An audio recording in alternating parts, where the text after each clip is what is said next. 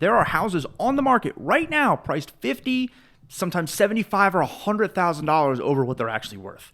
And all of these buyers that are walking through them have absolutely no idea. They go through the kitchen and they like it. They think about themselves cooking breakfast. They picture themselves in the living room. And then they go and they check the monthly payment, go on Zillow and look at the Zestimate, but they never stop to ask that one question that truly matters. Is this house even worth what they're asking? So let me put you on the spot. If you fell in love with a house this weekend, would you actually know if it was overpriced? Or would you assume that because somebody put that number on a listing, it must be somewhere close to that? Because here's what I want you to understand, just right from the very beginning. The list price is not the value. It's an opinion, and that's it. It's whatever the seller and their real estate agent decided to put on the market. Sometimes that opinion is spot on. Sometimes it's just a complete fantasy. And in this video, I'm going to show you how to tell the difference. And in a lot of cases, you can figure it out in about 5 minutes. So stick with me until the end here because I'm going to show you what I think you should do when you discover that a house is overpriced. And honestly, walking away immediately sometimes may be the wrong move. So real quick, before we get into it, I'm a mortgage guy. I'm not your realtor. So the goal here is not for you to watch a YouTube video and make a $600,000 decision totally on your own. You want a great agent in your corner who really understands the market, somebody who does this every day. What I want to do is make you a sharper buyer. I want you to understand the numbers and know what questions to ask and recognize when something doesn't quite add up. So let's start with the most important question. Where does a home's actual value come from? Because if you get this wrong, everything else falls apart. A seller can ask whatever they want. They can put $1 million price tag on a 1-bedroom shack. There is literally no rule against it at all. The asking price tells you what the seller wants, but it does not tell you what the property is worth. Willing to pay for similar homes. So in other words, closed sales. What did similar homes in the same neighborhood actually sell for? What did a real buyer agree to pay and actually close on? That is the real life data, and everything else is just somebody's opinion. And a lot of times buyers mix these up. So I'll make this very simple. Active listings are your competition. Those are the homes for sale right now. Pending sales give you direction. Those are the homes that have gone under contract, but they haven't closed yet. And closed sales, those are the facts. Those deals actually happened. So when somebody says, but the house down the street is listed for $900,000, that tells me that the owner of the house wants $900,000, but it doesn't mean that somebody's going to pay for it. Look, I could list my own home for $2 million this afternoon, but that doesn't magically make my house worth $2 million. Listed for and sold for are two completely different things. That distinction alone can save you a lot of money. So here's my 5-minute desk check. These are the things that I want to look at even before I schedule the showing. Number 1, closed comps. Comps just means comparable properties. So homes that are actually similar that have actually sold. And the closer the comp, the more useful it is.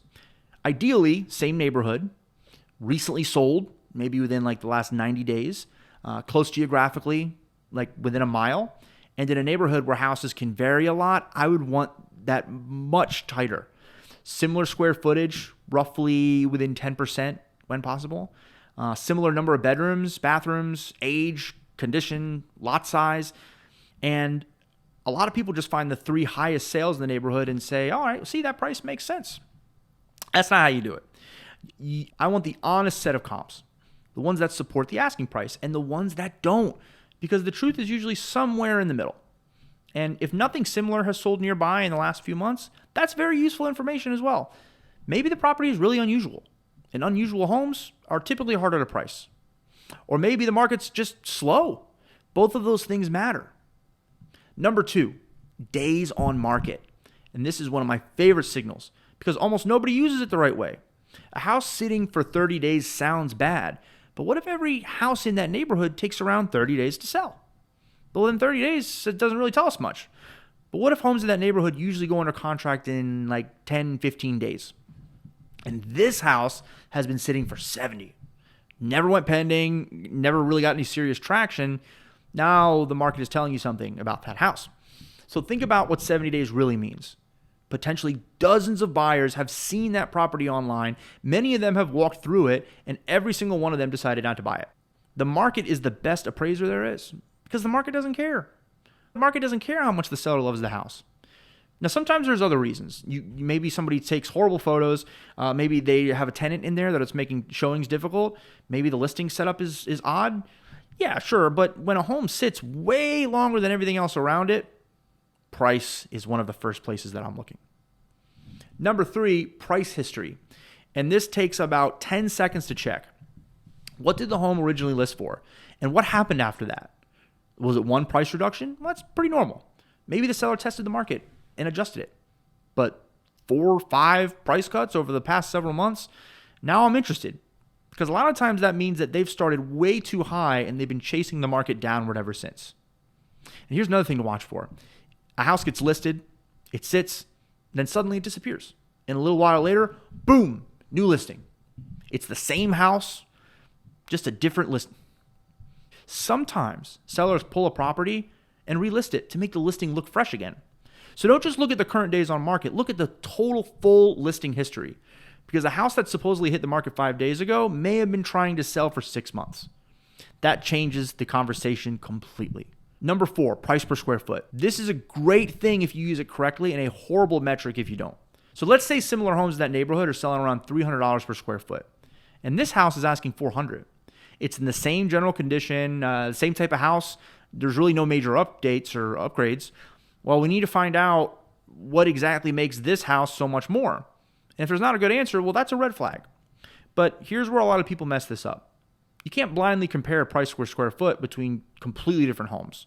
Smaller homes often sell for more per square foot. Why? Because some of the most expensive parts of a house, like the kitchen, bathrooms, roof, HVAC, they're spread over fewer square feet. So a 1,200 square foot house and a 3,000 square foot house probably should not have the same price per square foot. Same thing with certain layouts. Single-story homes can sometimes command a premium because there are buyers who will specifically pay more to avoid stairs.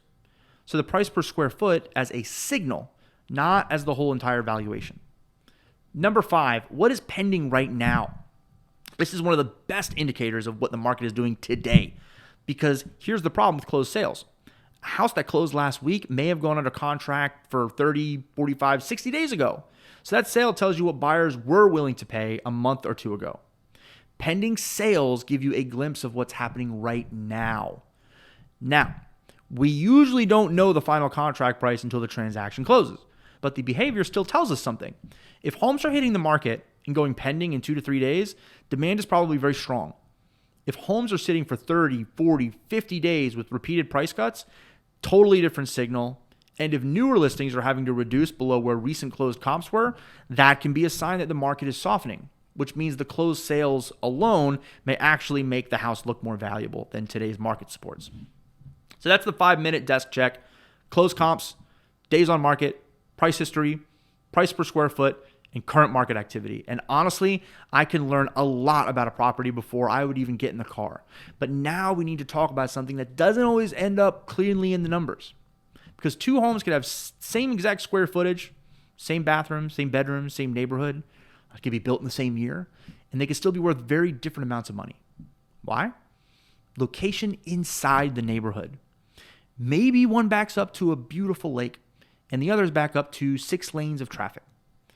Maybe there are power lines behind it. Maybe there's a lot of highway noise, a community dumpster next door, a busy intersection. Those things are permanent. You can renovate a kitchen. You can repaint the house or renovate flooring, but you can't move the freeway out of the backyard. And the buyers price that in. Then there's the lot itself. Is it in a weird shape? Is there almost no usable backyard? Is there a big slope? Does it have no privacy? Is there drainage problems? And then there's a floor plan. And this one is overlooked pretty constantly. A listing says 4 bedrooms. That sounds great until you walk through one of the bedrooms and it's 4 square feet.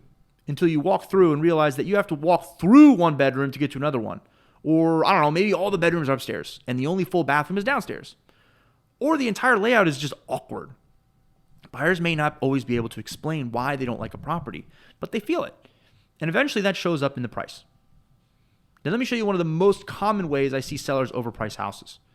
So there's a house down the street, beautifully remodeled. It's got a new kitchen, new bathrooms, new roof, updated everything. And it sells at the top of the neighborhood.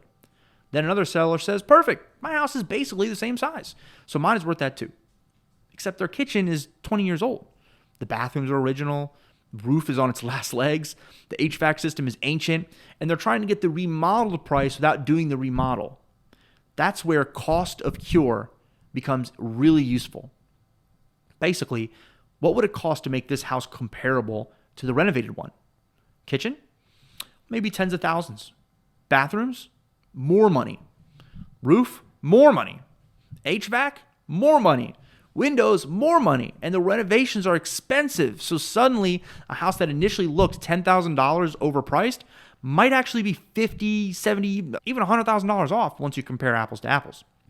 So why does that happen? Why do homes get overpriced in the first place? Well, a few reasons. Number one, online estimates. Please, whatever you do, do not treat a Zestimate or any automated online valuation like gospel. Those tools can be useful as a starting point, but the computer didn't walk through the house. It doesn't know the kitchen is from 1997. It may not properly account for the freeway behind the property, the weird floor plan, the smell that you notice when you walk in, a 25-year-old roof. It's a data point. It's not the final value. Then there is need-based pricing. The seller says, well, I need to walk away with this much money because I need it for my next house. Well, I understand that emotionally, but the market doesn't care what the seller needs. The house is worth what buyers are willing to pay. And then you have peak price anchoring. Maybe their neighbor sold during a red hot market 2 or 3 years ago. They had multiple offers, crazy demand, and the seller is still emotionally attached to that number. But the market may have changed, and today's buyer does not care what somebody paid. Now, this is the part that I really want you to hear, because most buyers get this completely backwards. You do all the homework, you run the comps, and you discover the home is overpriced. What does your gut tell you? Walk away. Just cross it off and move on. But a lot of the times that might be the wrong move, because think about what an overpriced house actually means. Nobody else is buying it. It's been sitting there, and the seller has probably had showings with no offers. Or I don't know, maybe they've had offers, but nothing that they would actually accept. Every week that passes, the seller gets a little bit more uncomfortable. That is leverage. Now compare that to a perfectly priced house that hits the market Friday and has 5 offers by Sunday. Which seller do you think is going to negotiate with you? The seller with 5 offers, or the seller who's been staring at the same listing for 70 days? So instead of asking, is this house overpriced, ask a better question. What is this house actually worth, and will the seller take it? Let's say they're asking $760,000, but you run the comps and everything points to $700,000. Don't automatically walk away. Offer $700,000. Show why. Use the comps. Use the condition. Use the market data, and let the seller decide. The worst thing they can say is no, and sometimes they do say no. Then, 30 days later, guess who gets a phone call? You. Because the market eventually has a way of bringing unrealistic sellers back to reality. But there's another side to this. You need a line in the sand. Because if the seller won't come down, you need to be willing to walk.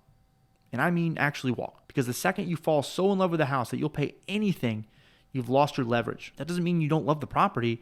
It just means that you don't let emotion erase the math. And there's one more protection if you're financing the purchase. And this is where the lender comes in. The lender is generally going to order an appraisal. A licensed appraiser looks at a lot of the same things we've been talking about. Comparable sales, condition, location, market activity.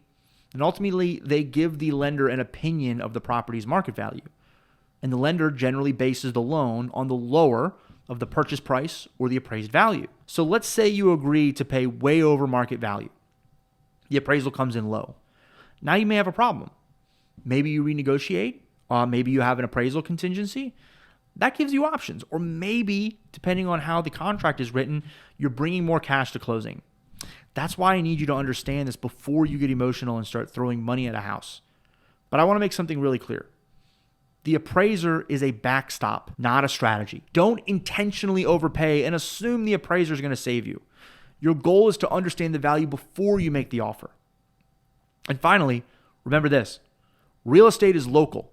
Everything we just talked about has to be interpreted inside the specific market. If there are 8 months of inventory and sellers are fighting for buyers, a home sitting for 60 days might give you enormous negotiating leverage. But if there are barely any homes available and everything good sells immediately, that same 60-day listing might be telling you that there's something else wrong with the property. Same checklist, different conclusion. And that is why having a good local real estate agent who understands that specific neighborhood is so unbelievably valuable.